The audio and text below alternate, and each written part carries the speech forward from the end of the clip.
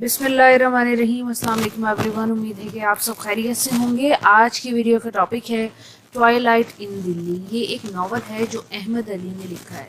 आज की इस वीडियो में हमने अहमद अली की बायोग्राफी को स्टडी करना है। इस टाइटल की क्या सिग्निफिकेंस है, क्या इंपॉर्टेंस है इस टाइटल की, जो कि सवाल एग्जाम में आ जाता है, इसको देखेंगे, डिटेल में डिस्कस करेंगे।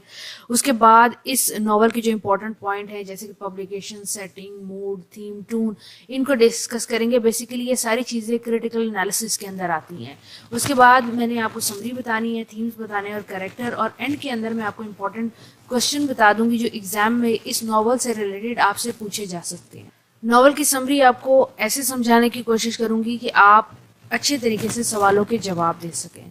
पर आज की इस वीडियो की तरफ जाने से पहले मैं आपको बता दूं कि मेरा जो YouTube चैनल है उसके ऊपर मैंने लिटरेचर और लिंग्विस्टिक्स के बहुत सारे लेक्चर्स अपलोड किए हुए हैं। और अच्छी बात यह है कि हर वीडियो के नोट्स मैं उस वीडियो के डिस्क्रिप्शन बॉक्स में दे देती हूँ।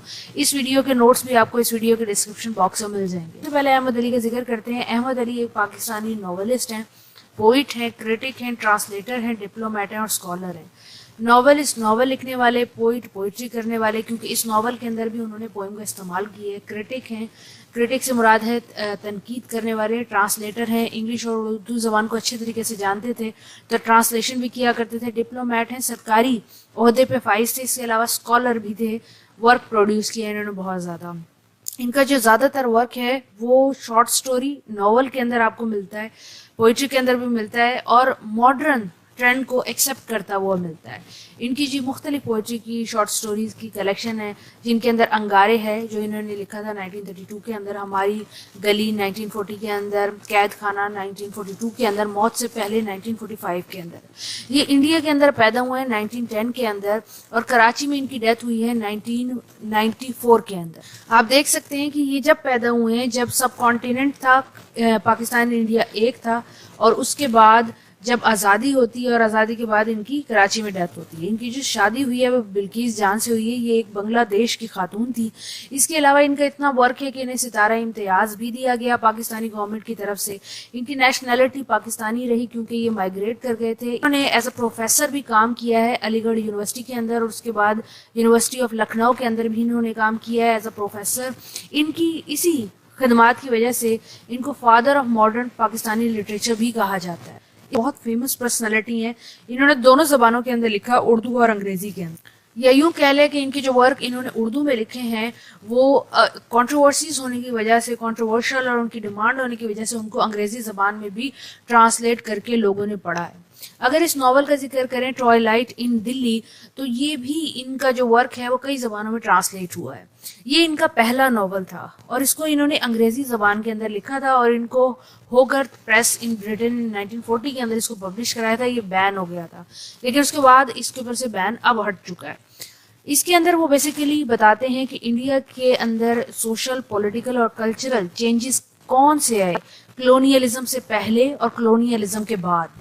अगर इस नावल के टाइटल की सिग्निफिकेंस की बात करें, ट्वाइलाइट इन दिल्ली, तो दिल्ली आपको पता है कि इंडिया का एक शहर है बहुत मशहूर, और ट्वाइलाइट उस टाइम पीरियड को कहते हैं जब सूरज गरूब हो रहा होता है और बिल्कुल गरूब होते हुए आखिरी रोशनी जो उसकी आसमान पे नजर आ रही होती है रेड कलर की, उस टाइम पीरियड को ट्वाइलाइट कहते हैं।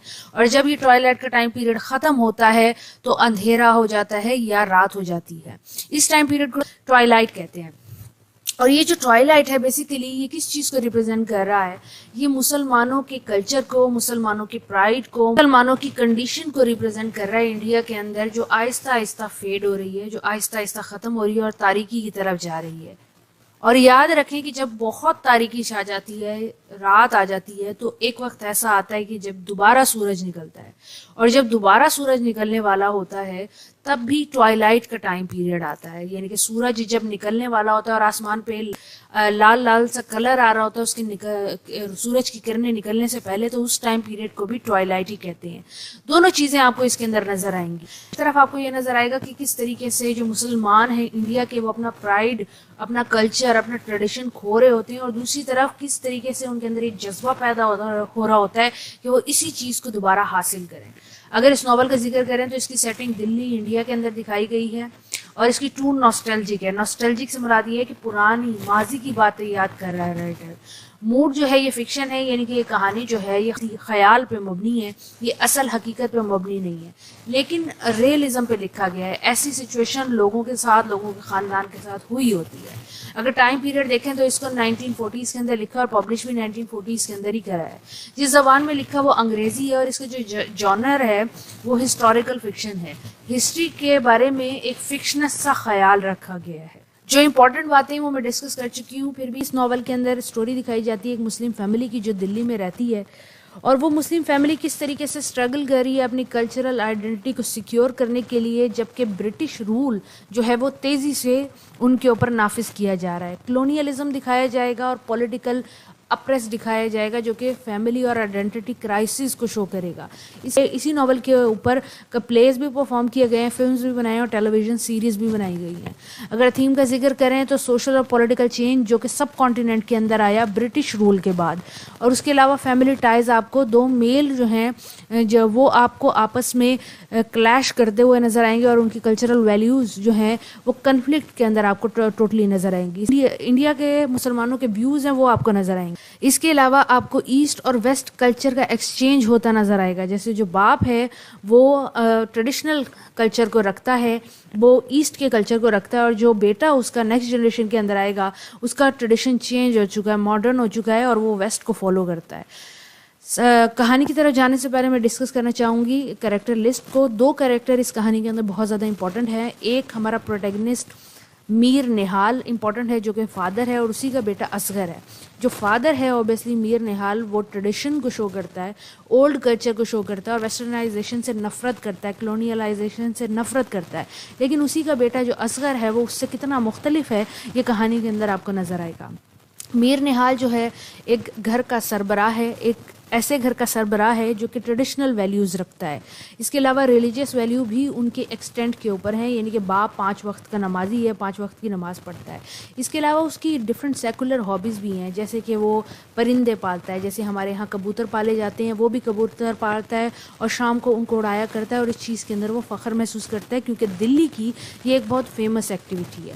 اس کے علاوہ الکیمی کا بھی وہ شوقین ہے، یعنی کہ ڈفرینٹ کیمیکلس کو ملاتا ہے، ڈفرینٹ جڑی بوٹیوں کو ملاتا ہے، حکیم بھی ہے، علاج بھی کرتا ہے۔ اس کے علاوہ اس کا ایکسٹرا میرٹل افیئر بھی ہے، اور ایسا ہوتا بھی تھا کہ جو مسلمان سب کانٹیننٹس میں رہتے تھے وہ طوائفوں کے کوٹھوں پہ جایا کرتے تھے، تو یہ چیز یہاں پہ بہت زیادہ پرومیننٹ کر کے دکھائی ہے۔ جن سے ان کا ایکسٹرا میرٹل افیئر ہے وہ ایک ڈانسنگر ہیں جن کا نام ہے ببن جان۔ کہانی کے شروع میں ان کو جوان دکھایا جاتا ہے اور بتایا جاتا ہے کہ کس طریقے سے ان کے بہت زیادہ ایکسٹرا میرٹل افیئر رہے ہیں۔ ان کی ایک میڈ سرونٹ تھی دل چین، ان سے بھی ان کا ایک افیئر رہا۔ اس کے علاوہ دلی کے اندر ان کی ایک پریسٹیج تھی، لیکن یہ فورن لوگوں کو، برٹش لوگوں کو جن کو فرنگی کہتے تھے، انویڈرز کہتے تھے، ان سے نفرت کرتے تھے۔ برٹش رول کو بالکل پسند نہیں کرتے تھے، بالکل نفرت کرنے تک اس کی حد تک جا چکے تھے، لیکن کچھ کہہ نہیں سکتے تھے، آواز نہیں اٹھاتے تھے۔ ویسٹرنائزیشن سے، کلونیلائزیشن سے نفرت تو ہے لیکن آواز نہیں اٹھاتے۔ کہانی کے شروع میں ان کو اسٹرانگ میسکولائن پرسنالٹی دکھایا جاتا ہے، کمیونٹی کے اندر بھی ان کو ایک ایکٹیو ممبر دکھایا جاتا ہے، لیکن کہانی کے آخر کے اندر یہ ویک ہو جاتے ہیں، اکیلے ہو جاتے ہیں۔ ان کے دوست، احباب اور فیملی کے کئی ممبر مر چکے ہوتے ہیں۔ ان کے جو اپوزٹ ہے، ان کی جو نیکسٹ جنریشن ہے وہ ان کا بیٹا اصغر ہے، جو ان کا سب سے چھوٹا بیٹا ہے میر نہال کا اور بیگم نہال کا۔ یہ ریپرزینٹ کرتا ہے نیکسٹ جنریشن کو، کیونکہ یہ لیس ٹریڈیشنل ہے اور انگلش کلچر کو ایکسیپٹ کرتا ہے، جیسے کہ ان کے جیسے لباس، ان کا جیسے جوتا، ان کا جیسے اسٹائل ہے۔ اس کے علاوہ یہ شادی بھی محبت کی کرنا چاہتا ہے، اور جو یہ جس لڑکی کو پسند کرتا ہے وہ ان کی کاسٹ کی نہیں ہوتی، اور دوسری بات یہ کہ رتبے میں بھی ان کے برابر نہیں ہوتی۔ یہ دکھایا جاتا ہے کہ ایک سینسٹیو انسان ہے جو کہ بہت زیادہ رومانٹک بھی ہے۔ اس کے علاوہ اس کا چائلڈہڈ اتنا اچھا نہیں گزرا ہوتا، سفرنگ رہتی ہے کیونکہ مدر جو ہے ان کی وہ تھوڑا سا مینٹل بریک ڈاؤن کو شو کرتی ہیں، جیسے کہ ہماری لوکل مائیں کرتی ہیں۔ ان کی بھی کہانی میں بہت زیادہ ایکسٹرا میرٹل افیئر رہیں گے اور ہر کسی سے ان کو محبت ہو جاتی ہے۔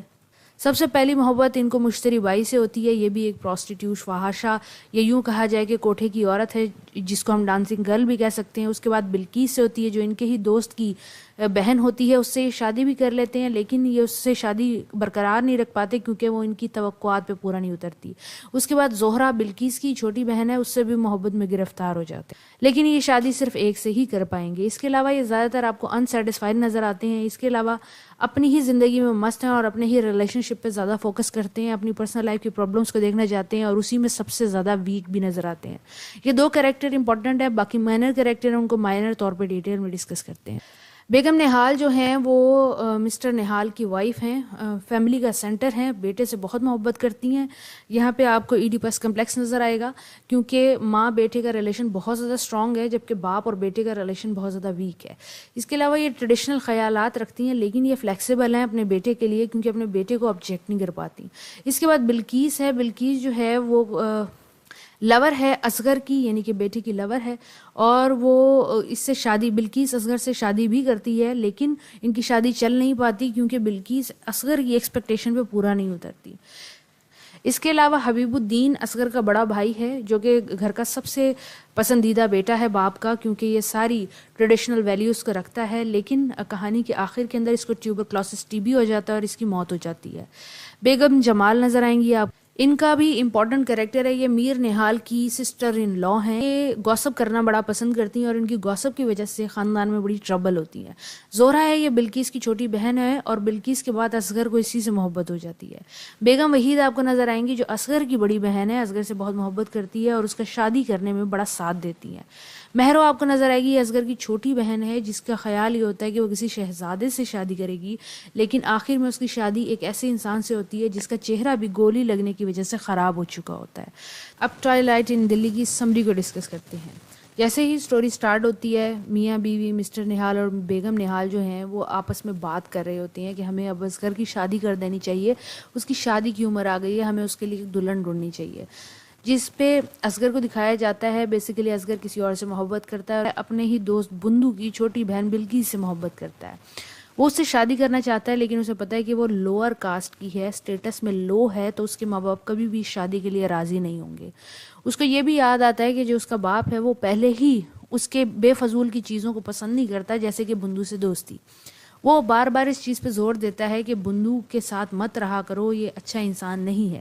اس کے علاوہ وہ اصغر کی اس چیز کو بھی پسند نہیں کرتا کہ وہ انگلش لوگوں کے جیسے کپڑے پہنتا ہے, ویسے جوتے پہنتا ہے, جس پہ اس کا باپ اسے بار بار منع کرتا ہے. اور جب وہ یہ بات بتائے گا کہ بلقیس سے میں شادی کرنا چاہتا ہوں تو اس کے ماں باپ تو ہر قیمت پر منع کر دیں گے.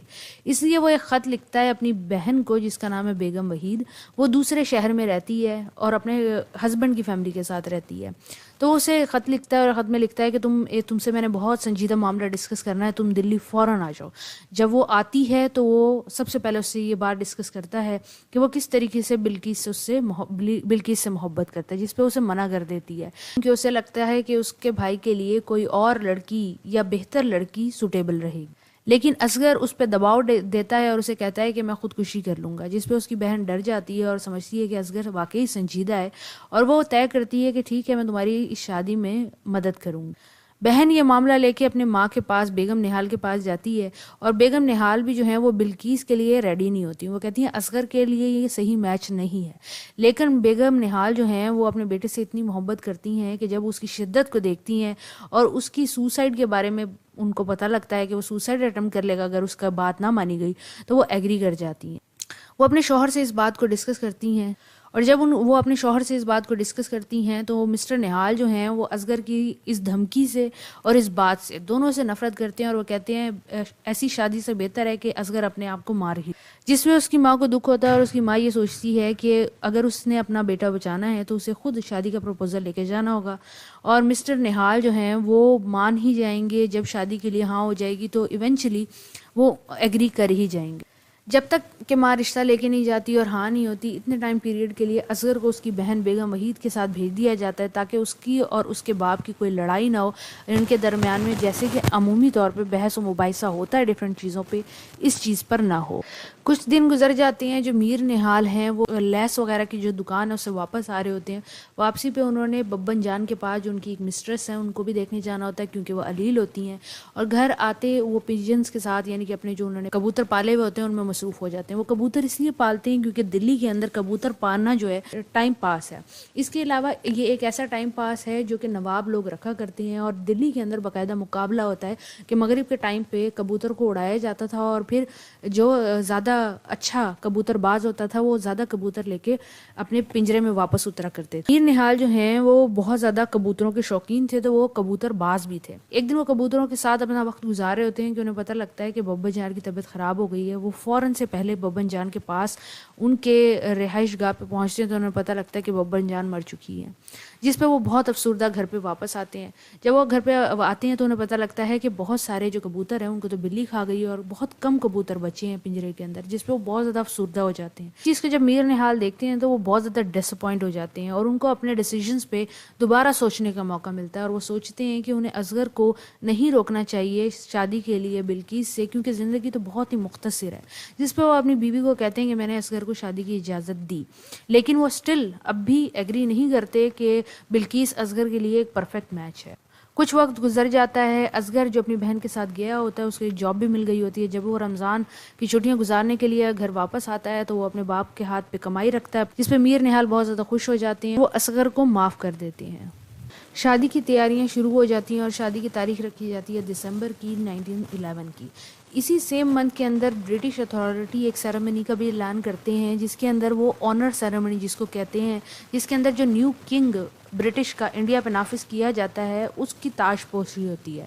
اس کو دربار کا دن کہا جاتا ہے. بیسیکلی اس ٹائم پیریڈ کے اندر وہ سٹی کے جتنے بھی امیر اور بڑے لوگ ہوتے ہیں ان کو اس سیریمنی کے لیے بلاتے ہیں. اب سٹی کے جو لوگ ہیں ان کی ڈبل فیلنگ ہوتی ہیں, وہ جن کو فرنگی کہتے تھے, جن کو گورے کہتے تھے, جن کو وہ پسند نہیں کرتے تھے, بیسیکلی اب انہی لوگوں کو وہ اپنے اوپر مسلط ہوتا دیکھیں گے. تو وہاں پہ دو طرح کے لوگ تھے. ایک تو وہ جو یہ سمجھ رہے تھے کہ جو انگریز ہیں وہ بہت اچھے ثابت ہوں گے انڈیا کے لیے, اور ایک وہ جو اپنی جاہ و حشم میں مغرور تھے, جو یہ کہتے تھے کہ ایک وقت تھا کہ مغلوں کی حکومت تھی انڈیا کے اوپر, کس طریقے سے 1857 کے اندر ان برٹش لوگوں نے دھوکہ دے کے مغلوں کی حکومت کو ختم کرایا تھا, اور کس طریقے سے انہوں نے میسکر کیا کہ بہت سارے مسلمانوں کو مارا تھا. مسٹر میر نہال جو ہیں وہ اسی سوچ کے مالک تھے کہ مغلوں کی حکومت اچھی ہونی چاہیے تھی. تو اس ٹائم پیریڈ پہ بھی ان کا موڈ بہت زیادہ خراب ہو جاتا ہے. وہ پوری فیملی کے ساتھ اس ایونٹ کو اٹینڈ تو کرتے ہیں, لیکن یہ ساری چیزیں ان کو بہت زیادہ اداس کر دیتی ہیں اور ان کو ناسٹیلجک بنا دیتی ہیں کہ ان کی کنٹری کے اندر کس طریقے سے ایک ٹائم پیریڈ میں گلوری تھی اور اب وہ انڈر کلونیلزم. آخر کار وہ دن آ جاتا ہے جب اصغر کی شادی ہوتی ہے. شادی بڑے پیمانے پہ کی جاتی ہے جیسے کہ عمومی طور پر پاکستان کے اندر کی جاتی ہے, لیکن شادی کے اندر کچھ ٹینشنیں بھی ہوتی ہیں, جیسے کہ دولہے والے جو ہیں وہ دلہن والوں کے ساتھ کوئی ایک مذاق کر دیتے ہیں, جس پہ دلہن کی جو کزن ہے وہ برا مان جاتی ہے, لیکن دلہن کی کزن وغیرہ بھی کوئی پلان بناتے ہیں اور دولہے کی فیملی کے ساتھ کوئی مذاق کرتے ہیں, جس پہ وہ ایون کر لیتے ہیں اپنے اکاؤنٹس. اس کے بعد ساری شادی جو ہے وہ پرسکون گزرتی ہے. تھوڑے بہت معاملات ہوتے ہیں. اصغر بہت زیادہ خوش نظر آ رہا ہوتا ہے, لیکن عجیب بھی محسوس کر رہا ہوتا ہے کیونکہ وہ ایک شادی کے بندھن میں بننے والا ہوتا ہے, اور اس نے جو شادی تصور کی ہوتی ہے وہ شادی میں داخل ہونے والا ہوتا ہے. لیکن جب وہ شادی میں داخل ہوتا ہے تو اس کو پتہ لگتا ہے کہ بلقیس ویسی لڑکی نہیں ہے جیسی کہ وہ چاہتا تھا, کیونکہ بلقیس بہت زیادہ شائع لڑکی ہے اور وہ اس کو ایسے ورشپ کرتی ہے جیسے کہ وہ خدا کو ورشپ کر سکتی ہے, یعنی کہ اس کی بہت زیادہ عزت کرتی ہے. وہ بہت زیادہ اوپن نہیں ہے جیسے کہ اصغر کے پریویس افیئر رہ چکے ہیں. فلرٹیس رومانس کا عادی ہوتا ہے, لیکن جب اس کی شادی ایک نیک عورت سے ہوتی ہے تو اسے بہت زیادہ اپیل نہیں کر رہی ہوتی. لیکن آن دا ادر ہینڈ جو میر نہال کی بیوی اور میر نہال دونوں اس کو پسند کرنے لگتے ہیں. بیگم نہال جو ہے اس کو پہلے پسند کرتی ہیں, اور میر نہال بھی آہستہ آہستہ اپنی بہو کو پسند کرنے لگتے ہیں کیونکہ وہ ان کا اچھا کھانا بنا کے دیتی ہے تو وہ اس کو اپریشیٹ کرتے ہیں. کچھ وقت گزر جاتا ہے. بلقیس ایک بچے کو پیدا کرتی ہے, اس کے فادر کی بھی ڈیتھ ہو جاتی ہے, تو اصغر اور بلقیس دونوں اپنی ساس کے گھر جا کے رہنے لگ جاتے ہیں, یعنی کہ بلقیس کی امی کے گھر جا کے رہنے لگتے ہیں. اصغر اپنی بیٹی سے تو بہت زیادہ محبت دکھاتا ہے جو اس کی بچی پیدا ہوئی ہے, لیکن اپنی بیوی سے وہ اتنی محبت نہیں دکھا رہا ہوتا. وقت گزرتا چلا جاتا ہے اور وہ دن بدن اپنی بیوی کی طرف سے غافل ہوتا چلا جا رہا ہوتا ہے, حتیٰ کہ وہ اپنی گھر کی ماسی کو زیادہ اٹینشن دے رہا ہوتا ہے. بلقیس وقت گزرنے کے ساتھ ساتھ بیمار پڑ جاتی ہے اور بستر کی ہو کے رہ جاتی ہے. کافی حکیم اور فقیر اس کا علاج کرتے ہیں, جیسے کہ مسلمانوں کے اندر حکیموں کا علاج اور فقیروں پہ دم درود کرایا جاتا ہے, لیکن اس کی کنڈیشن بہتر نہیں ہوتی. پھر ایک رات ایسی آتی ہے کہ جب اصغر بلقیس کو دیکھتا ہے کہ وہ بہت زیادہ ہڈی کھال ہو چکی ہے, تو وہ اپنی بیوی سے معافی مانگتا ہے اور کہتا ہے کہ اسے اچھے ڈاکٹر کو دکھائیں گے. تو وہ جب اچھے ڈاکٹر کو دکھاتے ہیں تو وہ بتاتے ہیں کہ بلقیس کو ٹی بی ہو چکی ہے اور ٹی بی زیادہ حد تک پھیل چکی ہے. تو وہ اپنی بیوی سے وعدہ کرتا ہے کہ علاج کے بعد وہ اس کا خیال رکھے گا، جس چیز سے بلقیس کی طبیعت میں بہتری آنے لگتی ہے۔ اسی ٹائم پیریڈ کے اندر ورلڈ وار 1 سٹارٹ ہو جاتی ہے اور بہت سارے انڈین جو ہیں وہ برٹش آرمی کو جوائن کرتے ہیں۔ میر نہال کی طبیعت دکھائی جاتی ہے کہ اس کو فالج ہو چکا ہے اور وہ بستر کے اوپر ہو چکا ہے، اس کی موبلٹی ختم ہو گئی ہے، وہ موو نہیں کر سکتا، جس پہ اس کی جو بیوی ہے بیگم نہال وہ خدمت بھی کرتی ہے، اپنے شوہر سے محبت بھی کرتی ہے، لیکن وہ دن بدن آنکھوں کی روشنی کھوتی چلی جا رہی ہے، جس کی وجہ سے گھر کے کام کرنا بہت زیادہ مشکل ہو گئے ہیں۔ کئی سال گزر جاتے ہیں، جو ورلڈ وار 1 ہے وہ ختم ہو جاتی ہے، لیکن دلی کے اندر اسپینش فلو آتا ہے۔ اسپینش فلو جو ہے وہ بہت سارے لوگوں کو پلیگ کی طرح پھیل جاتا ہے اور اتنے لوگ مرنے لگتے ہیں کہ دفنانے کی جگہ نہیں رہتی، اور بلقیس کو بھی یہ فلو لگ جاتا ہے۔